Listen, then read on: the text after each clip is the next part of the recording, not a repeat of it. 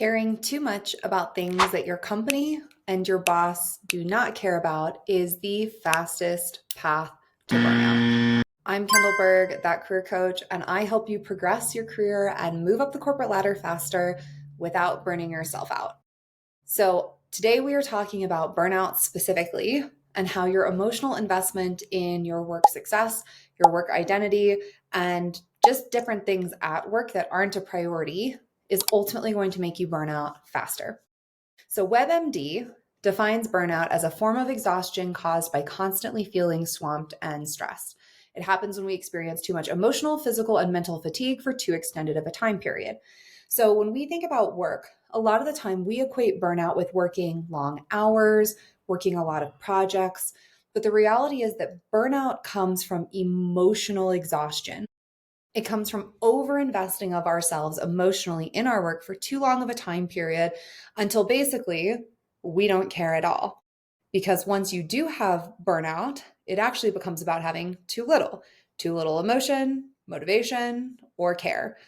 Stress makes you feel overwhelmed, but burnout makes you feel depleted and completely used up. So when we think about avoiding burnout, venting burnout, it comes down to not caring about things that your team doesn't care about, which means focusing on the right things to talk about, but also having emotional distance between who you are as a person and your job. So if we think about the first thing, too often we are focused on prioritizing, obsessing over things that are not actually high priority to our boss or to our company. This is why so many people end up misaligned with their priorities, with their tasks, and working on projects that ultimately don't help them get promoted or progress. So how do you avoid this? One, don't argue. It's simple. If your boss has come up with an idea, if your leaders have come up with an idea, you can obviously share when you think that idea is not a good one. Hello, we have a guest today. You can share concerns, risks, alternative solutions that you think may be a better fit. But if you see that they are already married to a specific idea, solution, outcome, don't argue. Let it go. Your job is to execute on that. You don't get paid to be right. You don't. I wish you did. You don't get paid to be right. You get paid to do your job. So share your risks, share your concerns, and then move on. Don't get married to a specific idea or a specific outcome. The second thing is so often we have tunnel vision with our own jobs. We're thinking about what's important to us, our deadlines, our processes, what we need to do in order to be successful. And when we get so focused on a very specific, very narrow field of vision, what ends up happening is we lose sight of the actual priorities of the company. And everything can feel urgent, everything can feel important. And when everyone is important, no one is. It's an Incrediboy reference just for you. So it's important to understand what's actually going to move the needle, what's actually important to your boss, and how what you do contributes to that overall objective and goal. All right. So don't care too much about the things that your boss doesn't care about. If a process is being run by some other team really poorly and you have escalated it, you have talked about it, you have had meetings about it, you've requested it be resolved, and nobody is doing anything about it, stop trying to solve everything yourself. Okay? For a high performer listening to this, I am talking to you. Stop stressing about it. Instead, bubble up all the times that this process not being run well is affecting other things. Hey, I'd love to get you that analysis. Unfortunately, I can't because process A doesn't provide it. Hey, I'd love to be able to do that work for you. Unfortunately, because of system B, it's just not possible. Bubble up the issue. Stop trying to solve every problem yourself. Now, if it's within your scope and your sphere and it's a system that you own and it's not working correctly, take that ownership, get it fixed.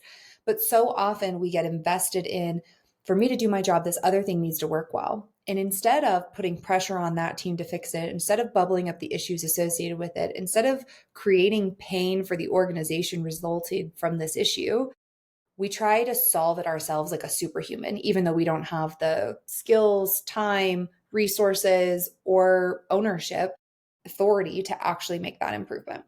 Stop getting so invested. The second piece is identity related. So often we associate our identity with our work. Being good at our job today is whether or not I'm good as a person, as a human being, as an individual. And we create this identity bond with our work. And this is so dangerous for a myriad of reasons, but especially because you're going to burn out if your entire self-worth is based in how you do it. We are all going to make mistakes. We are all going to have bad days at work. We're all going to have to deal with difficult coworkers. So if who you are as a person is completely dependent on how you showed up to work that day, you are going to struggle. Okay, this is the struggle bus. So instead, we want to make sure we have a clear identity outside of work. What does this mean? One, this means we have to have hobbies and interests and a life outside of work. All right. This can be that you like to knit. This could be hanging out with friends. This can be video games. This can be reading. This can be whatever you want. But you need to have things that you enjoy that are not work related. Especially with work from home, I feel like this is an area where people really struggle, where they're like, yeah, but I work all the time. I log on early before breakfast. I'm logging on after my kids go to bed. I'm checking in constantly. And then we create this identity, self-worth correlation between our jobs and ourselves, and that's not healthy. So you have to have interests outside of work. I would also argue you have to have relationships outside of work. So someone who came on my podcast a few years ago called it her board of directors, and I always really liked that. Your board of directors is your people who don't work with you, but who weigh in on the major decisions in your life. They help keep you on track. They help keep you focused, whether that's on your faith or your family or your goals. So having your board of directors in place, you have relationships and value outside of the workplace. The third one is you need to document who you are. I think this gets really overlooked. When we're kids, we're asked, like, what do you want to be when you grow up? And everything really kind of centers around this career, right? Whether your career is stay-at-home mom, or your career is CEO, or your career is marketing consultant, it doesn't matter. But from a very young age, we're taught, like, my job is who I am, and that's not actually very healthy. So instead, taking a step back and documenting who are you as a person. What is your intrinsic worth? What is your value?